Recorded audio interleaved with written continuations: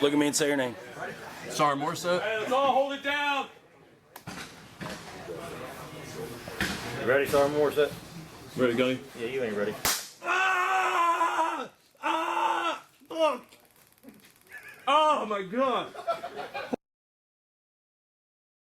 Hey everybody, welcome to Service and Sacrifice. Today I have Shane with me. Shane, do you want to give a quick intro to yourself? How's everyone doing? I'm Shane. I'm 34. I'm from Connecticut. I am a former military police officer in the United States Army. I served from 2011 to 2016. Awesome. What bases were you at? So I started off conducting one station unit training at Fort Leonard Wood, Missouri. From there in 2011 to 13, I was in Stuttgart, Germany with the 554th Military Police Company at Panzerkaserne. And then I went to Fort Drum, New York with the 511th Military Police Company from 2013 to 2016. Is Leninwood as bad as they say? It can be. I was there from the summer through February, so I got a little bit of all types of weather. Probably not as bad as the summer people, but we got some unexpected tornadoes during the block leaves. Tore up housing a little bit. That caught everyone off guard. That's did you do basic and AIT there? I did, yeah, from September to February. So drill sergeants nonstop. Yeah, I remember the AIT being there because I almost reclassed to 31 Bravo, but I didn't. And I didn't for a couple of reasons. So I want to ask you, how did people like treat you as MP? Were they cool or were they like, you know, how like people say like Blue Falcon? Yeah, I think you get like a little bit of a mix. You know, there's definitely people in situations where it is upsetting for you and them. You sometimes get involved in events where somebody just made a decision based on an emotion, where they just made a quick decision that's going to jeopardize the rest of their life, their career, their family. So in those moments, you are the bad guy and you're trying to handle that situation the best you can to de-escalate it. Other situations, you know, going through the infantry barracks, you got Triple Deuce. It's their, big fans of ours at Fort Drum. You get them aside when they're not around their buddies and their stuff. They're like, hey man, how is it? How is it? It's like, you like to drive fast and stuff. You like to, do combatives and everything. You get to do that as part of the job any given weekend. So you play both sides, but it is tough because you don't want to be the bad guy. Ultimately, you're there to do the right thing. Yeah, and you sent me a video of you getting tased, so I'll put that up here. Yeah, not my like strongest moment, but you've ever been tased, you know. I mean, I've seen dozens of like MP videos of dudes getting tased and like all of them just collapse. Did you get out as E6? I didn't. I got out as an E5. I don't know why I thought you were 6. Okay, cool. When did you make 5? So I made 5 during my deployment. So that would have been in 2015. So right before my deployment, Fort Drum, I got there in February 2013. We deployed in January 2014. So during that deployment, I went there as a corporal with a promotable status along with a few of my friends.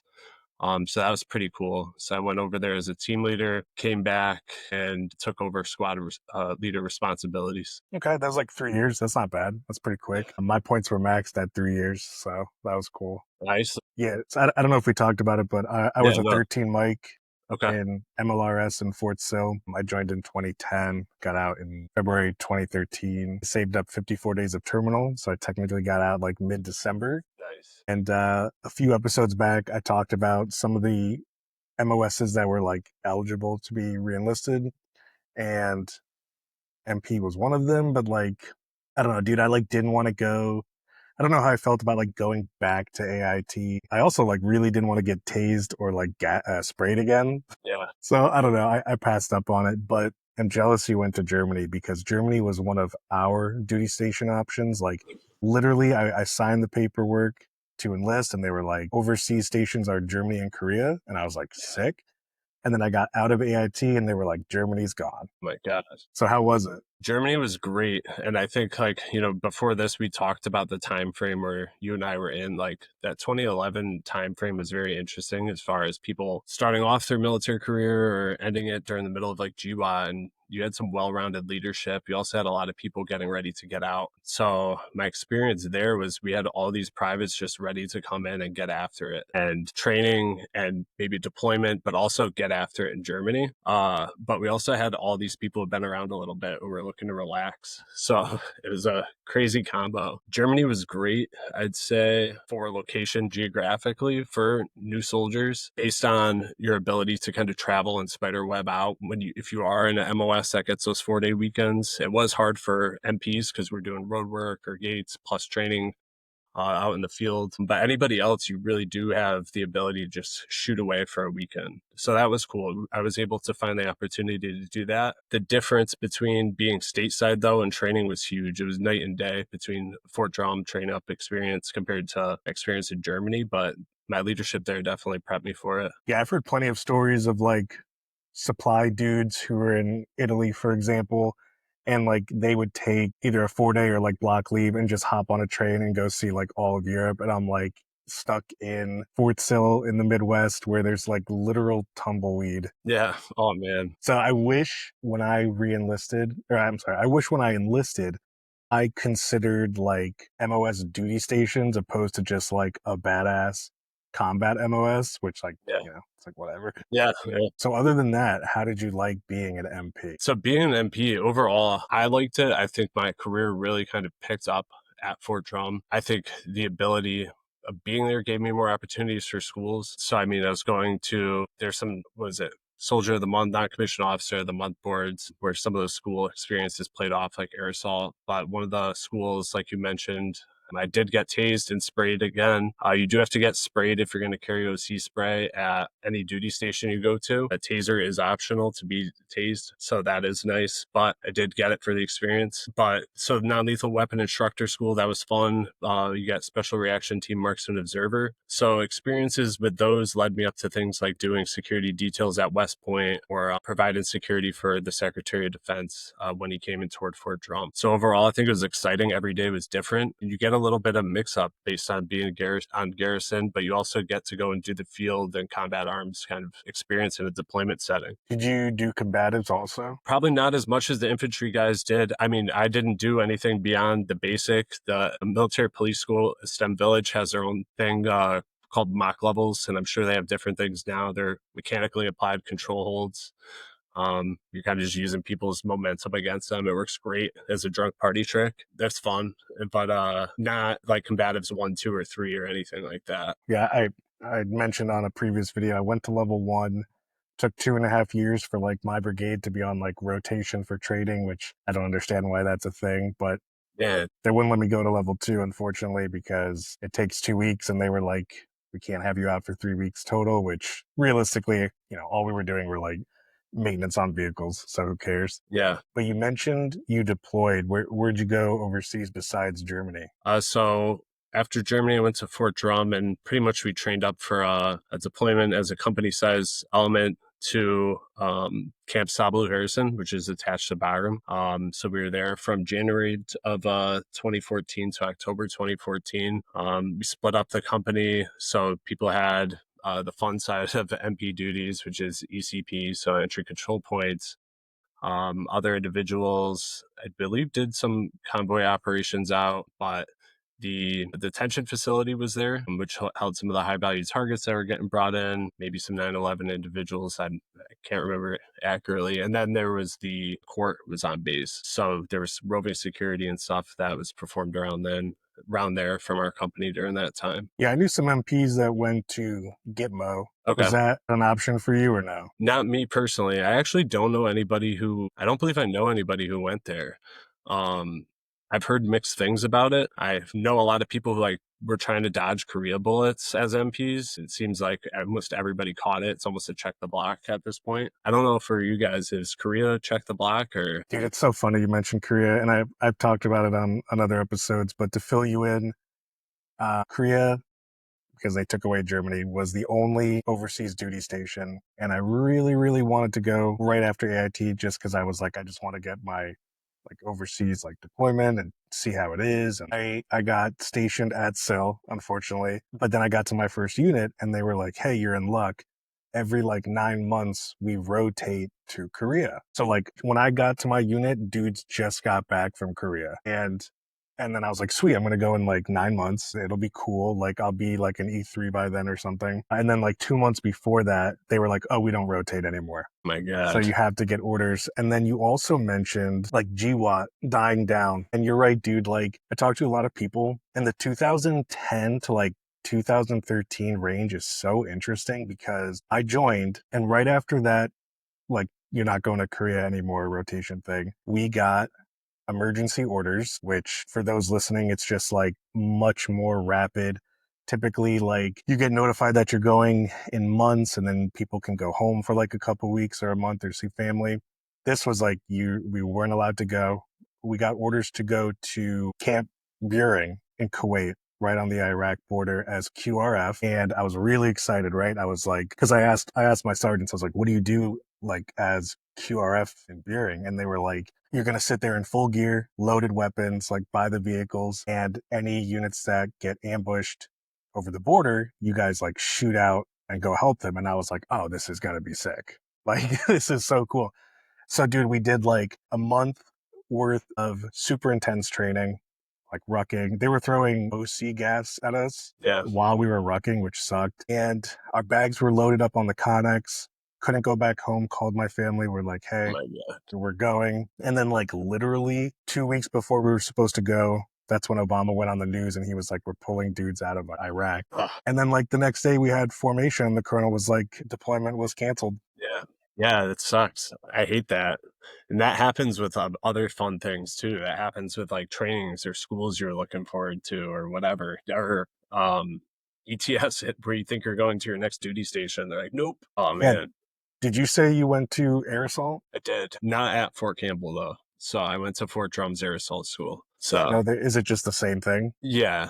Well, I mean, some real air assault school guy's going to kill me for saying that. But you got a badge and everything, though, right? Yeah. Yep. Whatever, dude. Yeah. So they just hold it at Fort Drum. I believe they do one at Pole. I know when I was in Germany, it was like once a year in the summer. They come around and they try to get like all the cadets and stuff like that too. But Drum holds a bunch of classes at the light fighter school. There, they hold like RAS, Mountain Warfare School, stuff like that. It'll hold a lot of fun stuff. My goal was to get, God, what's it called? I guess I can't do it anymore. You gonna say Pathfinder? Yeah, Pathfinder. Dude, I feel like Pathfinder is like, everyone talks about it, everyone wants it. I remember my sergeant showed me the Pathfinder badge.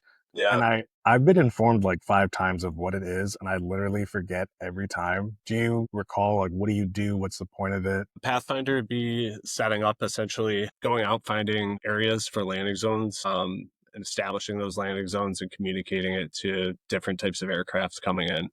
So knowing like, the space needed for each type of rotor, et cetera, how much ground they need to come in. You touch on it in air assault school.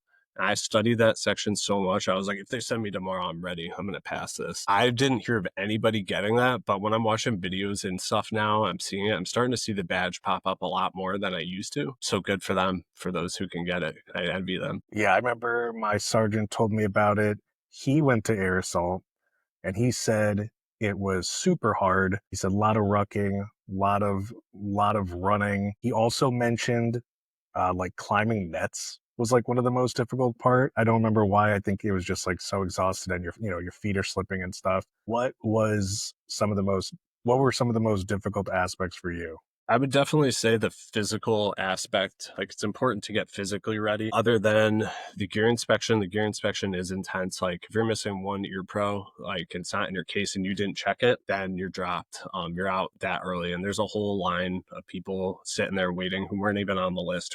Someone's getting in to fill your spot that day. So all that prep you did and stuff isn't worth it, but they check your gear like crazy. So literally losing one ear pro, you're done. The physical aspect, the first day did suck. You did a lot of count push-ups and half jacks and all that while you're waiting and doing the obstacles. So I could see where that'd be physically straining. But I'd say the most strenuous part is finding the deficiencies during sling load operations. During sling load operations, for those who don't know, that's the air transport from, let's say, like a UH-60. You got to know the correct amount of chain links hooked up to a water buffalo before transport and what other things need to be done before that thing can be lifted in the air. So you're on a time limit and you're going around and hopefully finding what they called gigs.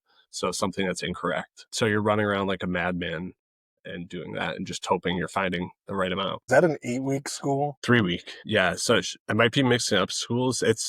I'm pretty sure. Yeah. It's 3 weeks. Just like 3 weeks of just hating your life? Yeah. Non-lethal school is 3 weeks as well. SRT is 3 weeks. Non-lethal might have been 2. SRT and marksman observer is 3 weeks. So 1 week is focused solely on marksman, being an observer and close range shooting with like an 10. So more SWAT style, rooftop to rooftop shooting. The other ones are entry style and CQB basic stuff. Yeah, I always liked close quarters combat training. We had like fake villages, like Connex villages, and I mean, we were artillery, so at the time I didn't understand really why we were doing it, but the deployment we were supposed to go on that I was telling you about, like we were going to be infantry. We were not going to be in our artillery vehicles, so that it paid off. But yeah, like going in, clearing, doing the Nice. whole like fake door check. I remember thinking like every time like that first dude opening it must be a terrible experience. Yeah. Yeah, that was fun. Clearing rooms, turn to the left, turn to the right, make sure the dude behind you, his weapon doesn't like hit you in the head or something. Yeah. Yeah. It feels good when you have a nice flow and you work together as a team in those situations. Yeah, we actually had ranger dudes come and train us. Like, I don't know where they came from, but like they were rangers. And I remember just being like, wow, these guys are badass. Yeah. Nice. Was it often that you guys worked with other units or? Not really. I mean, we worked with our 13 Papa series, which were like the fire directional control people. And then we had a bunch of like support MOSs, like tons of mechanics, fuelers, supply people, medics. But back in 2010, like up until 2013, like women weren't in combat MOS roles. So it was just all dudes. You had a few female lieutenants. And then right as I got out in 2013, that's when they changed the law so that women were joining up in my MOS. So yeah, like I just missed that switch. It was pretty cool. That's so you asked earlier about one of the things like how it was being an MP. And I touched base on, people's perspective. One of the things that was happening during that time too, which drum is 10th Mountain Division, is very infantry heavy and cav heavy. And, one of the questions I'd get all the time from our infantry guys over there was, how is it working with like the chicks? Because they were getting it in Iraq and Afghanistan. They were in as many firefights as anybody else was. I mean, those wars didn't have any lines that define the front or the back, but they can hold their own. They would take me down in a heartbeat, and I've seen them stand their own on calls. There's some situations that MPs come across, and it was kind of cool to be in that position where I can vouch for them. And, when I was asked that question and have that perspective from deployment and garrison side. Is MP considered combat arms or no? It is not. It's considered a support. Interesting, because I mean, I don't know if this is true or not, but like when I joined and they said when you go on deployments with MPs, they would be like the first and last Humvee. I don't know if that's always the case in convoys. That's weird, I guess. Like it's not combat arms, but there's women in it, but they also were deploying back then. Yeah. Yeah, they've been up there. Maybe it depends on the specific type of convoy. Convoy ops is part of their SOP that MPs would do. It's part of their job responsibilities. And of course, detainee operations is a big one as well. 2016, why'd you get out? So I got out. I was married shortly after deployment. There was this colonel from Staten Island, and he said, like, for 90 days, don't buy a car, don't get married, don't do this. And within 90 days, I had met this girl and gotten married from deployment. So our marriage lasted a long time. You do a lot of growing up from a young age, almost 30 years old. I think what had happened was while I was at drum, and it's not her, I think I started getting tired from pre-deployment training. And then I came back and I hit the ground running with boards and schools and whatnot. And then married life and life, training soldiers. I was supposed to go to Fort Carson. I had orders to that. And I think I started to see more like the political side behind the scenes amongst NCOs and platoons and companies and seeing what happens. And I think some things had irked me. And one of the last straws, unfortunately, was my orders to Carson, which were unheard of for an MP, being taken by somebody who knew somebody, essentially. And they were like, you're going back to Leonardwood, or you're going to, where's the gold at? Fort Fort Knox. And I was like, no, I'm not going to either of those places. So I decided, with other reasons as well, I wanted to get out healthy and young and be able to start something outside the military and not be fully dependent on it when I got out. That was it. And I was ready to step out and start my life there in New York. So unfortunately, Fort Carson, though, was one of the last straws, losing that. Carson's in Colorado, right?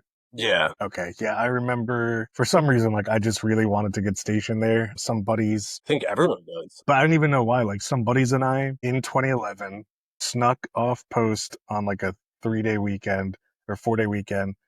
And we drove to Colorado, which was like 14 hours. And we went to Warped Tour in Denver, which was just Nice. a big concert. My buddy's family was from Colorado and I like really liked it. We did some hiking and I was like, wow, it's really like nice here.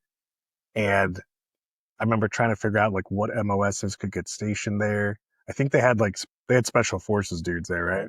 So I was trying to see what I could switch to. But you said it's unheard of for MPs to go there. Why is that? Is it just like super tough? It was unheard of to have an opening for like an E5 at that point. It was just a really hard place to get. I think like at that point, it seemed like everybody was going to like Fort Leonard Wood and stuff. And I was like, hell no. Like I had just done like the like crime reporting system. It's called Alerts. I had just spent like 3 weeks at Leonard Wood for that. The previous year, I went to like 2 schools there. So I was like, I was just there so much last year. I'm not trying to go back and live there for 3 years now. I'm in the middle of Missouri. That was just off the table for me. Did you have stayed at Drum? Probably, but drum's beautiful. I mean, I would go up there now. If you hunt or fish or anything like that, like that's the place for you, especially like in those seasons. But the winter is just rough. Like that's literally north of the wall. Like things do not shut down other than Fort Drum. So when it snows, like I never thought I'd have a snow day again. There was times where the base shut down like 3 times in a week. And I mean, this is pre-COVID, so I'm sure they make you do stuff now, but it was like, all right, barracks party. Because they didn't want people driving from off post getting hurt. It's nothing around there. It's just farms. And then Arsenal Street has some nice places actually, but it's got its own little like Walmart, Texas Roadhouse area like every base has. So I think you have to go to like the retention NCO, but did you go see them? Did they like go over any options with you? Or were you just like, I'm done?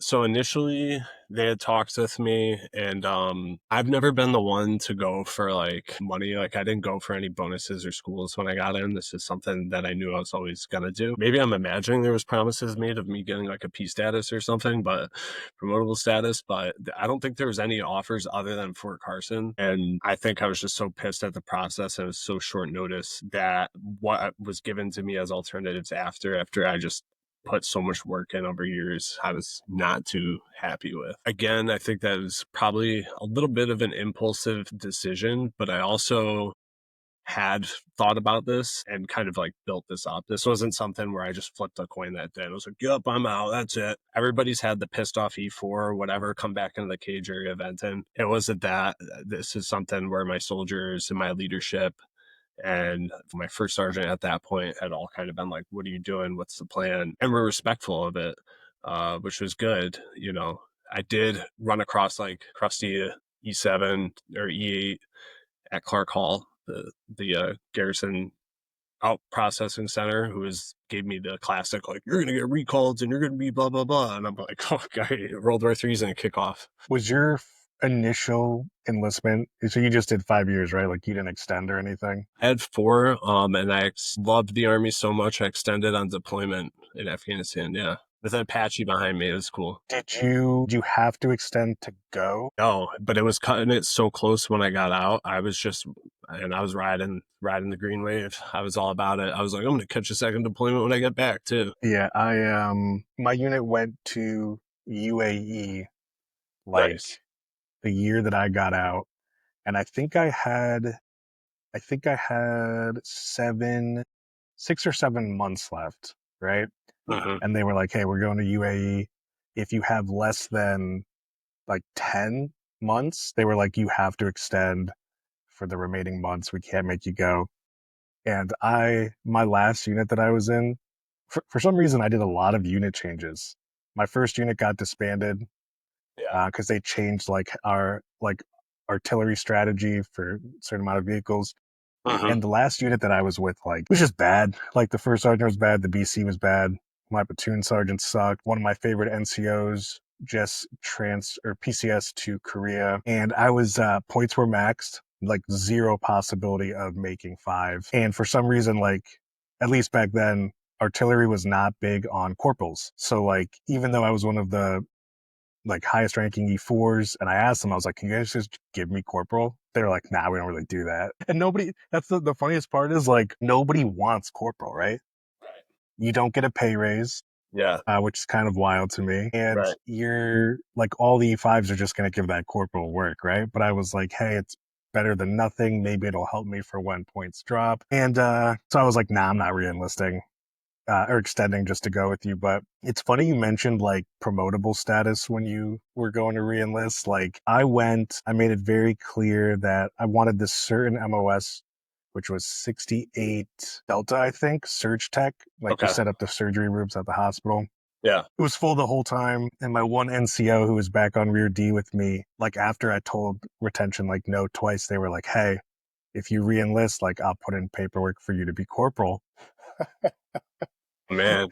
And I was like, if you show me the paperwork first, like maybe. But he just like kind of laughed, and I was like, yeah, nah, because I knew what would have happened, right?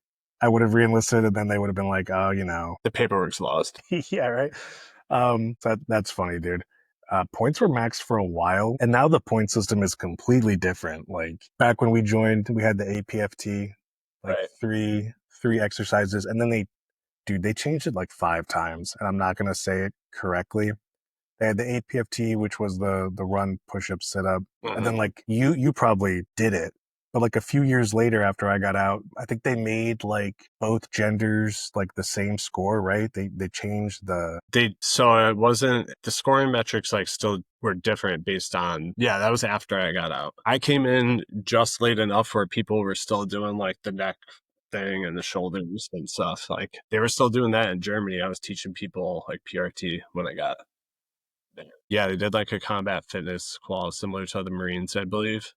Yeah. yeah, and then they changed it again, which is what it is now, which is like you do like one deadlift, Yeah. a sled pull, and then you throw a ball behind your head. Yeah. I have Bro, no it's just clue. the dumbest shit. Yeah, I have no clue how the scoring metrics works. I am curious and I should look into it, but I So still it's 600.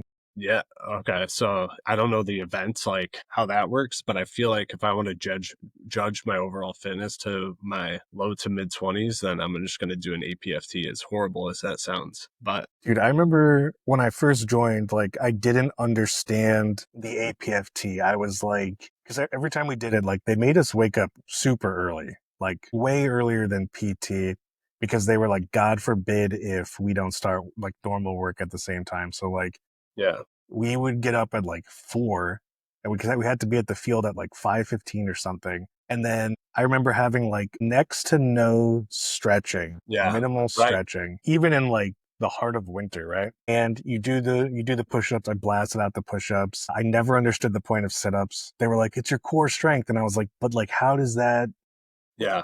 right? Like, I don't know. So that one, I feel like gender wise, like 100%, like the female soldiers can just beast 100 sit-ups in a minute, like the way their hips, and yeah, it's insane. Dude, I remember slamming my back, like my spinal cord, so hard on frozen ground Yeah. because you're just like blasting, trying to get all your sit ups. And then you would be like on a zombie sprint, like zombies are chasing you while running because we had to get it in less than 15 minutes, which, like, the genetically skinny people, those dudes who were like It's me. the 140 dudes were like, they do it in like 5:30 minute. Yeah. Yeah, And man, the I would smokers. be, huh? The smokers. Smoker comes in second somehow. The guy smoking the cigarette with a cup of coffee before first formation, and then just pulls off like a 11:32 mile. Yeah, it's I always heard of dudes like cheating on the PT test. Like we had this big square, and in the square there were like buildings and like, smoke pits and stuff. And I always heard of people like cutting through really quick. And I was like, how on earth did they do that? How did nobody see? But like I knew they were doing it. Yeah. Yeah, I know. I felt like I was always, I don't know, I was pretty like competitive at trying to always be first coming into running, but like rucking, I'm pretty tall. I'm 6'4". I have a big stride, but I don't know, I hate rucking. So like air assault and stuff, I was like always looking for people cutting through. But air assault, they got, I mean, I'm sure other schools too, way harder than that. At air assault, they were going up and down the quads, looking for you even just to dump water to drop you from the course, to try to lighten the load. So it was hard to get away with cheating on drum and anything. Everything was flat. I feel like all Army bases are. I don't know. Yeah, that's funny. So you got out. Yeah. So how has it been being a veteran? Has it been tough? Are there things you did not expect to deal with? Has the VA been a pain? Are you using benefits? What you been up to? All right. So I think getting out, I think my first mistake was not familiarizing myself with the VA. I'll say the Army did I don't know if you did SFL TAP, Soldier for Life Transition Assistance Program when you It got was out. ACAP back then. Okay. So like that thing, I mean, you have other responsibilities going on when you're transitioning out. Like making sure your CIF gear's clean. I mean, I am a kickback. I'm a first time no go for sure on that. So you're doing that. They had me doing staff duty, plus they had me doing community law enforcement. I was still patrolling all while I'm transitioning out and learning how to do resumes and all the other interview techniques they teach you and whatnot. When I got out, things fell into place, so I got comfortable, but I didn't have a foundation of familiarity with the VA around me, services they could provide, and other local resources. So I'd say don't get complacent when you first get out of the military. If things work out right away, definitely just continue on that path that they started for you with SFL TAP or whatever it's called now, because once you're done with that last bit of leave you have, like, you're done. There's no one calling to check in and say, hey, how's that interview you had last week? How was this? How was that? There's no mentor with you anymore after that program. So find those mentors or find somebody in your community who just went through it who can help you. Did you go to, I don't know the official name, but like they ask you when you're ETSing, do you want to go like see the doctor for like filing for disability? Did you do that or no? So I did not. So up until this past summer is when I've connected myself with the VA here in Connecticut where I reside. And that was based out of essential need for what I have going on now. I could speak on behalf of myself that the services that I'm receiving or the communication I'm receiving has been great. And I just went in there with a plan. Like I tell others, go in there with your questions ready, know what you're there for, what you're going to ask. If there's any type of treatments or anything prescribed, have those follow-up questions, why you're getting it, how long you're going to receive this treatment for, or this medication, what's the symptoms, and how long you're going to be on it. What's the end plan here, pretty much. Yeah, man, I 100%, when they were like, do you want to see and like file a claim, I was like, yeah, I thought you'd never ask. I also had surgery while I was in, so like I knew I'd get something. Yeah. Because you get a percentage for like getting hurt, you get a percentage for the disfigurement, which is the scar, and then you get a percentage for like they're assuming it's gonna like hurt you in the future. So I was like, sweet, get some free money. For veterans listening to this, I know a lot of dudes who 100% got hurt. And I feel like vets fall into a few different categories. One, people who, I mean, there are people who definitely just didn't get hurt. Like, I don't know, the good genetics or something, like they were fine. Dudes who definitely got hurt, but are like, I don't want handouts. I don't want money. People like me that filed. But a lot of people just like don't want to claim stuff. And then 15 years later, like that knee pain is going to build up and that shoulder pain is going to hurt. And even if you get a low percentage, like 30%, 40%, and you're making 500 or 800 tax free a month, like that's nice money, especially right now. Yeah, definitely. I agree. And I think, just adding on to it, part of the reasons why I didn't talk with the VA or anything like while I was in was that perceived stigma within the ranks. And it is there. I talked to individuals that were soldiers of mine. There are senior non-commissioned officers now in charge of platoons and some in charge of companies. They don't tolerate that stigma anymore. It's, they want soldiers confronting the issues that are going on physically and mentally just to have it documented. All right, going and saying, hey, I tweaked my knee yesterday isn't going to make you look weak. They're going to be able to continue the mission. You have that documented for when you're at our stage now, right? So things are going to be a little harder for me. That's why I agree with, what you said. Instead of waiting for down the road, just get out there, get that done. Yeah, I definitely documented my stuff. So I joined at 19, and like in the beginning, it seemed like common sense, right? Like, hey, my knee hurts for whatever reason. Like, let me go and get like some medicine, or maybe they'll, I don't know, tell me to like ice it or something. My intentions were never to like, let's get it on paper for the future. I was just like, doesn't my unit want me in the best condition? Yeah. And then like as the months and years went on, seemed like, and everyone's experience is different, but it seems like they didn't really care, because especially in that 2010 to 2013 period, they were mass chaptering people. I don't know if you experienced that, but like a lot of dudes came back from Iraq. And I remember my first sergeant, this story's hilarious. My first sergeant, we were at formation, and he said, hey, we're super overstaffed, which is funny to hear in the military, right? Yeah, right. And they're like, we're letting people, I don't know if he was lying or not. He was like, we're letting people chapter out honorably before like their contract is done. If you want to go and you have like extenuating circumstances or whatever, you can go. And I was at like a year and a half-ish, and I was like going to raise my hand because I was like, yeah, dude, like this sucks, right? Sunk. And my track sergeant, my E6, like immediately was like, put your hand out. And then a bunch of my boys got chaptered for like, I don't even know, various reasons. Some of them didn't even do anything. Some of them were just hurt. And I feel like command pushed the med board process through.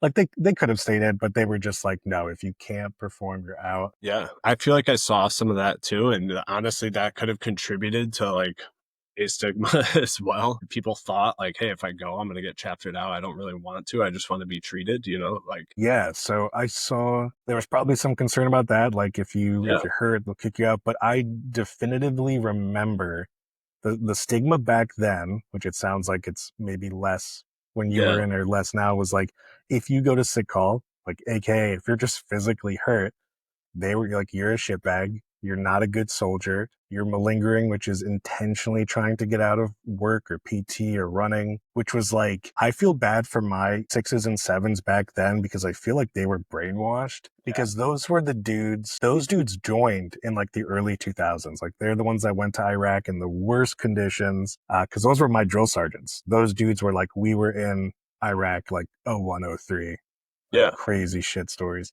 So all those guys had this previous generation, and they just like kept passing this down for decades. And I don't know, dude. It's just, unfortunately, it transferred over to behavioral health. Did you see any of that?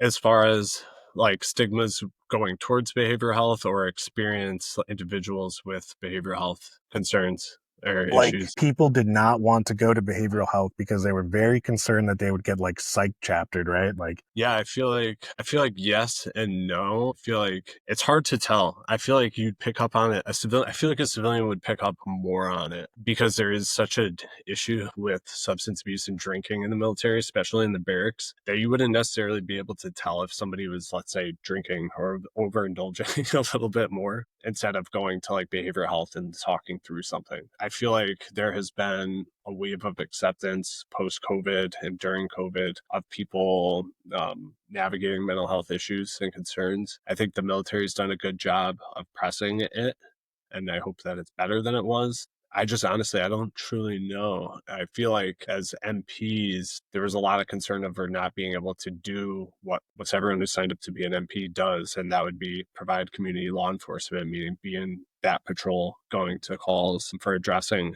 that mental health issue. I know there are some individuals, a lot of those were things that they're exposed to on scene versus things going on in their life. It is, I mean, soldiers experience a lot of pressures, and it's something that I've had to respond to a lot of times and see firsthand. And I hope it's something that's improved for sure. I knew dudes who went to behavioral health because it was encouraged, right? Like they would tell you, for some reason, like sick call wasn't encouraged, right? I feel like first sergeant would be just like, if you're hurt, go get it checked out. But then the second you went in, they were like, you piece of shit. Yeah, right. So it felt like that too. It felt like that same thing. You got to sick call and you're like, I don't even want to be here with these people. Yeah, man. But behavioral health, they were like, hey, go get it checked out. Yeah. But then I knew dudes who went there. And I remember this one person specifically who was one of those guys who went to Iraq in the beginning. and he 100% had PTSD. Like, Yeah. he was telling me some of the things. And so he went to behavioral health. They provided him with a bunch of, medications for, whatever happened. And then he got a DUI, got busted down from 5 to 4, which, like, yes, obviously bad. You shouldn't be drinking, but there was a direct correlation between what he experienced to why he was doing this, right? Like, he was in behavioral health.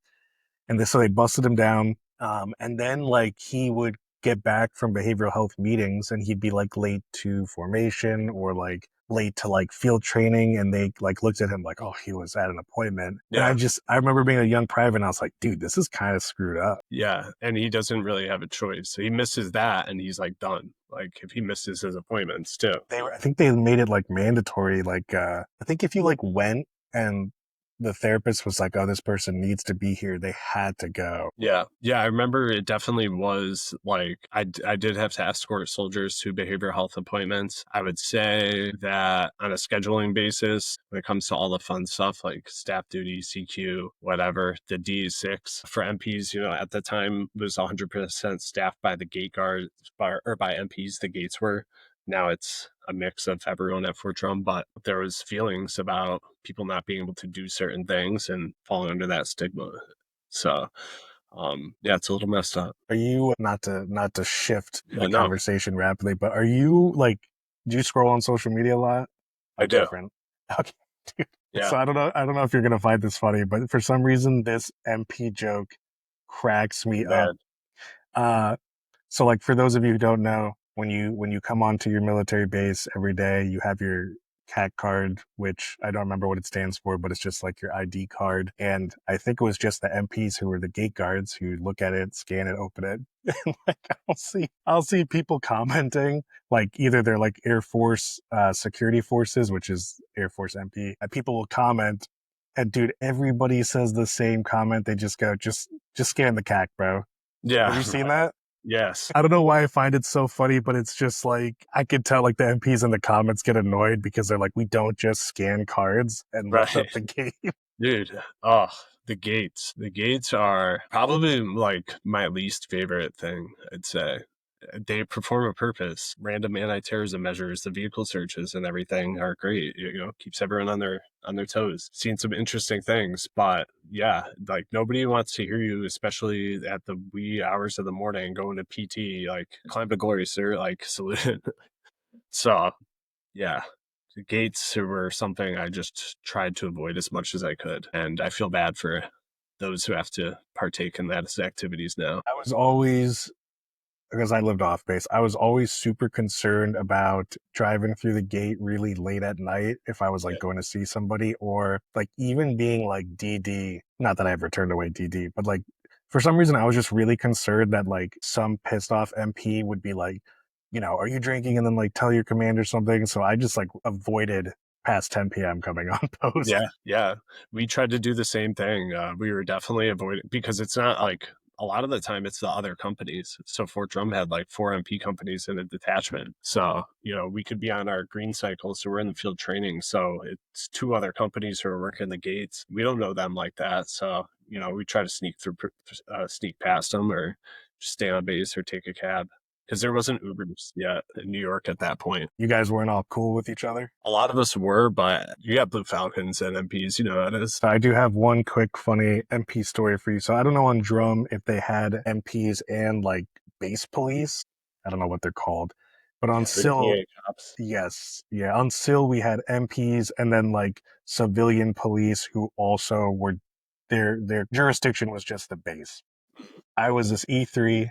I was running late to get to the motor pool to pick up the Humvee to bring the unit out to the field to train. And there was this 4-way intersection, no cars. Like I'm pulling up. I scanned. I was like, there are no vehicles coming up on this stop sign. And I guess I did not come to a complete stop. Like I didn't just tap the brake. Like it stopped and then I went. And I guess there was like a cop right behind me that I didn't even see. Oh man. And this dude pulled me over and I thought we would be cool, right? Like, oh, you're a soldier on base. Like, hey, next time come to a complete stop. This guy was such a jerk, dude. I feel like he wanted to get me in trouble. I don't know if he was somebody that just like couldn't make it in the military and was like hated soldiers or something, but he came up to me, and at the time I had a pretty smart mouth, which got me in a lot of trouble. Yeah.